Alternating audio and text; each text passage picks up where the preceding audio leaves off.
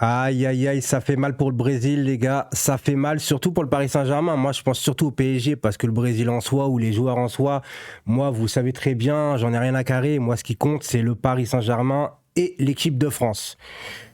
Va-t-on récupérer Neymar et Marquinhos dans un sale état? Bah écoutez, moi, je n'en suis pas si sûr, finalement. Moi, je trouve que être éliminé en quart, tu attends de gamberger un petit peu, c'est sûr que ça fait mal d'être éliminé en Coupe du Monde.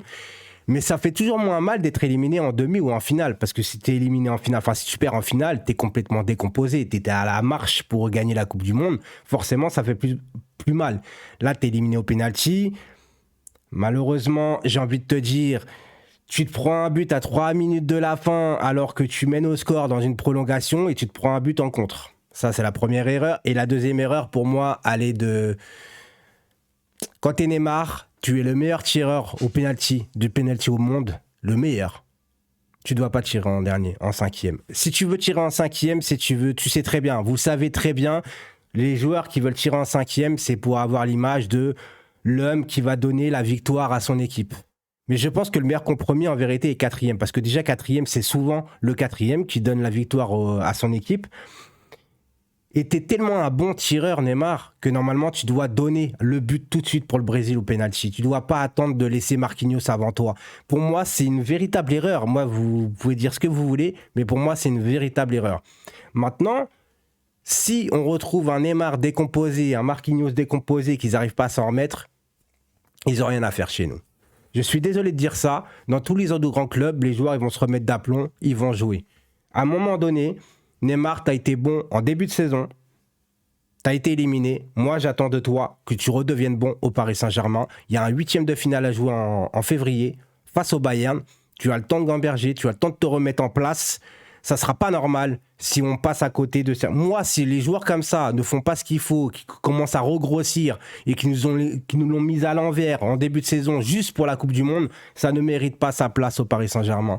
Moi, je ne suis pas une groupie de Neymar, je ne suis pas une groupie de Messi, je ne suis pas une groupie de Mbappé. Je suis désolé les gars, moi je pense à mon club avant tout.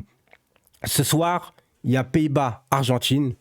J'en ai rien à carrer que l'Argentine gagne ou pas parce qu'il y a Léo Messi. J'en ai rien à carrer. Messi, je l'aime bien au PSG. En Argentine, c'est plus mon joueur. Je suis pour l'équipe de France. Point final. Quand il y en a certains qui sont français, mais qui veulent voir le Brésil gagner la Coupe du Monde parce qu'ils sont fans de Neymar, ça me dépasse un peu. Je respecte, mais j'ai le droit de dire quand même que ça me dépasse un petit peu quand même. Voilà, c'est tout ce que j'ai à dire. Maintenant, les gars, France-Angleterre demain, je voulais faire quand même un avant-match par rapport à tout ça. Le cas Walker vs Mbappé, j'en vois des trucs de ouf sur Twitter en disant Mbappé va manger Walker et les autres disent ouais Walker va défoncer Mbappé. Les gars, ça va être un gros duel en fait. Ne dites pas que l'un va manger l'autre. Parce que oui, c'est vrai que contre le Sénégal, moi j'ai vu Walker se faire passer plusieurs fois. C'est rassurant pour nous, Français. Mais en même temps, on a des PSG Manchester City dans nos têtes où Walker a stoppé Mbappé. Donc pour moi, les gars, c'est du 50-50 et j'espère voir un grand Mbappé, j'espère un Walker se faire complètement démolir. Surtout que là, ils nous ont mis des affiches, apparemment, les Anglais, sur vidéoprojecteur devant la Tour Eiffel au Trocadéro avec des trucs provoquants en mettant en avant l'Angleterre. Donc j'espère qu'à force de trop parler, ça s'appelle un certain karma. Moi, les gars, pour le demain, je suis confiant. Je suis confiant. On est champion du monde en titre. Alors certes, on a beaucoup d'absents, mais on a montré des valeurs sûres. Alors l'Angleterre ont aussi des valeurs sûres. Ça va être un gros match pour moi.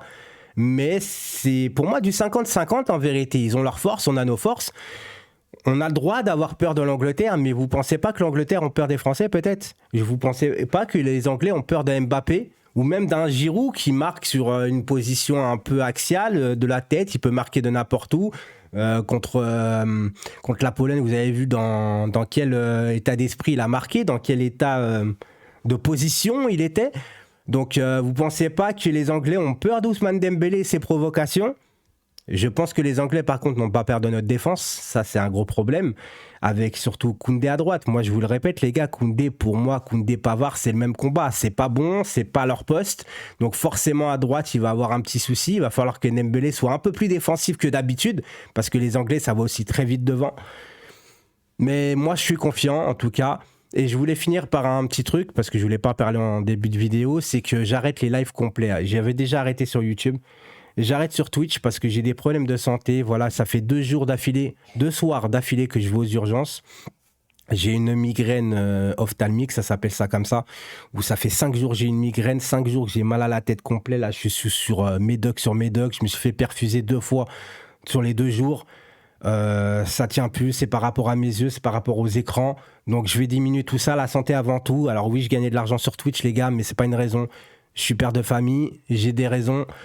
On va éviter les lives et je ferai par contre plus de vidéos sur YouTube et sur mes 2 chaînes YouTube. Seize Paname. Il y a une chaîne YouTube qui s'appelle Seize 2.0 où il n'y a aucun contenu, il y a 3000 abonnés. Je vous remercie beaucoup parce que je vais mettre du contenu. Je vais parler autre chose que je vais parler de l'actualité, mais autre chose que du football, tout simplement. Ceux qui aiment bien me suivre.